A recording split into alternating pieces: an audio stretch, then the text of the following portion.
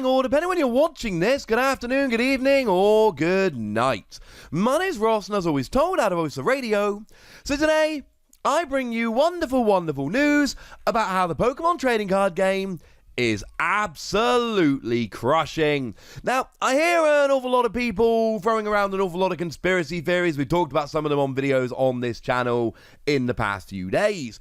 But as a man who's been teaching business for many years, I do like to go for facts. And the lovely folks over at Licensing.Biz have gone and given us a bunch of actual proper information about the Pokemon TCG and how their sales are doing very, very well. And one thing to bear in mind here that is really, really important: sales cannot do well if there is no stock. So the headline of the article is that the Pokemon Company celebrates significant increase in sales of both the TCG and some toys. We'll get to the toys a little bit in a moment. You cannot have a significant increase in sales if there's no stock on the shelves. Now, we know there have been supply issues. We've talked about that.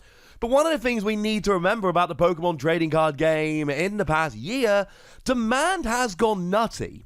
Yes, there have been supply issues, obviously, but demand has been absolutely huge. And what we've got here are some actual kind of hard facts that we can take a little bit of a look at. So over in France, it was the third highest toy property in terms of sales in the year, with a total growth of 7%. Now, this is really important, right? The reason it's so important is because we've been in the middle of a pandemic. Like, the majority of 2020 was actually conducted during a pandemic, which means that it's actually significantly more difficult to actually sell than usual. So it's not just that sales are up. Sales being up is cool and sales being up is impressive. It's the fact that sales are up during a pandemic. Though what might surprise you, and certainly surprised me, in 2020, toy sales went up generally. According to toyworldmag.co.uk, the UK toy market actually increased by 5% during 2020. Now, that is the UK toy market. Going up by 7% in France is not necessarily exactly the same. So let's look at some other things. Oh yeah, 15% growth in the UK. Oh. Now, this is referring specifically to the trading card game, which is now the number one TCG property in Europe, which we kind of knew already. So, it's the number one trading card property in Europe, and year-on-year growth of 15% in the UK, also 6% in France, and 28% in Benelux. For those of you that don't live in Europe and come across this term all the time, Benelux is generally used to refer to a group of countries, that being Belgium, the Netherlands, and Luxembourg. Yeah, they all kind of work together at times. So, if the toy market generally has gone up by 5%, but the TCG, the Pokemon TCG in the UK has gone up 15%, that means essentially treble the growth we would expect, which is a very, very, very good thing indeed. Now, if you want a truly ridiculous stat, according to TPCI's own EPOS tracking service, which they started in Germany 4 years ago, we have seen growth in the TCG of 319% between Q4 2018 and Q4 2020. So if you compare the sales in the fourth quarter of 2018 to sales in the fourth quarter of 2020, we've seen 319% growth, or to put it another way, sales have more than trebled. That is absolutely preposterous. Take it from someone who's been studying different businesses in various markets for, well, over a decade and a half. 300% growth in the space of 2 years is just over the top. That is not realistic. It's not. Now, don't get me wrong, it has happened. Let's be super clear. It has happened, but let's be perfectly clear. This isn't something you can plan for. This isn't something you can expect. 300% growth in the space of 2 years is utterly ridiculous. So the next time you go to a shop and you can't find any product on the shelves, yes, you can absolutely blame the coronavirus and lack of supply. That is part of the issue. But do try and remind yourself that when a product has grown in terms of sales by 319% in the course of 2 years, how is any company supposed to be able to keep up with production in the short term? And then, of course, that gets compounded by the pandemic and does go a very long way to help to explain why we have seen the supply issues that we've seen.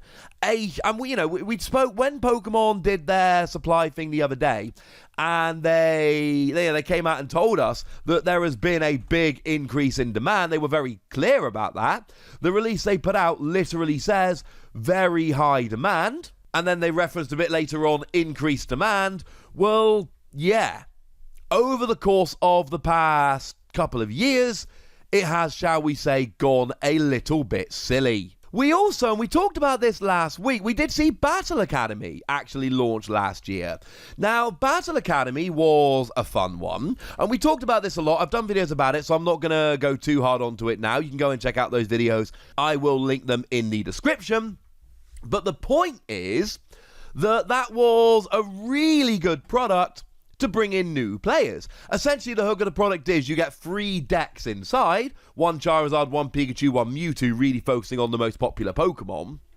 And they don't take account of weakness. Like, weakness is there, but they've deliberately made 3 decks that don't actually have weakness against or on each other.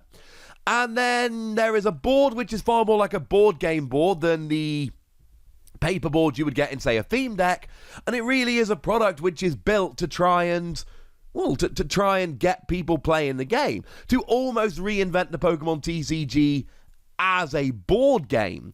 And we did see that actually won the Toy Association's Game of the Year. We did a video about that last week where we talked a bit more about it, and that's clearly going to have a little bit of an impact. Now, Licensing.Biz does have a little bit of a quote from Simon Benton, the VP of Pokémon TCG Sales Europe, and there are some interesting phrases in here. Beyond expectations in 2020. And bearing in mind, right, we've seen the sales have been just accelerating for 2 years. Pokémon will have put their sales predictions up, and they're still beyond expectations. Their Sword and Shield expansions maintained a high profile throughout the year. Again, the Sword and Shield TCG has been going really well. What I find super interesting here, they've said that 2021 is off to a fast start, with January EPOS sales figures higher than any we've seen before. They've never seen sales this high in January. Now, bearing in mind, we are in lockdown in many parts of Europe at the moment. Like, the shops I would generally go to buy Pokemon TCG, they don't exist. Well, they exist, but they're not open right now. The UK's under lockdown. Has been for the whole month of January. So when you've got ridiculous January sales, the highest you've ever seen with lockdowns happening, and of course, with lockdowns happening, some people have lost their jobs, and the market as a whole is not doing great. You know, people are not as flush as they have been in years past. That goes to tell you something about quite how well Pokemon is actually doing. And yes, they did refer to Shining Fates and said, we've already had to instigate reprints to keep up with the huge demand at pre-order. So they're literally coming out and saying, yes, we are fully aware how popular Shining Fates is. We have already started doing reprints. So anyone who comes around and tells you that they're not reprinting Shining Fates, blah, blah, blah, well, how about the Vice President of Pokemon TCG Sales Europe coming out and telling you that they are, in fact, absolutely doing exactly that. And of course they're doing exactly that, ladies and gentlemen. Of course they are. That really shouldn't need to be said. Now, there was a little reference to toys as well. One of the cool things I do appreciate, the advent calendar made by Jazzwares sold out well before the start of December. My wife, who is an awesome person, randomly came home one day with this advent calendar, And again, this was end of October. Again, it was long before December. Essentially, she works in a shop that sells it. And as soon as it came in, she went, my husband would love that. I will buy him one. Again, my wife's a lovely lady. But also, my 2-year-old daughter, probably unsurprisingly, loves Pokemon. So every day, me and my daughter, would open them up. And there were those few days where it was like a cardboard sleigh. But mostly they were Pokemon figures, and it was awesome. It was a cool advent calendar. If you missed out, I'm sorry, it was amazing. They also specifically reference the Pokemon Carry Case playset, which sold out in the UK. This is one I'm not particularly familiar with, and one that I'm afraid I didn't actually pick up. Sorry, ladies and gentlemen. Now, I will link the Licensing.Biz article in the description. That is where I got these quotes and a couple of these figures from. What I would say very simply is, Pokemon is doing very, very, very, very well.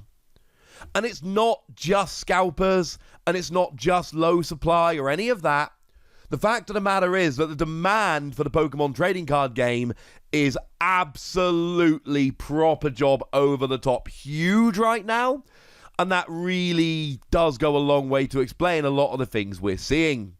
So there we go. If anyone's wondering about the how for the Pokemon trading card game, yeah, we are seeing the Pokemon trading card game doing as well as it did when Pokemon Go launched. And I do not have figures to actually put side by side, but there is a chance that Pokemon is either in or heading towards the most popular period it's had since it launched. That is how well the Pokemon trading card game is actually doing. But I want to know what you think about all of this, ladies and gentlemen, so let me know in the comment section. Go nuts, me nice. And then make sure you like this video, subscribe to this channel, follow me on Twitter at TheWassy, and Twitch for some live action at twitch.tv/PTCG Radio. If you want to support the channel, get some bonus podcasts and all that good stuff, head on over to patreon.com/PTCG Radio, where you can do exactly that. But by far the most important thing, as always, look after yourselves till next time, would ya? Thank you very much for watching. My name's Ross, and you've been watching PTCG Radio.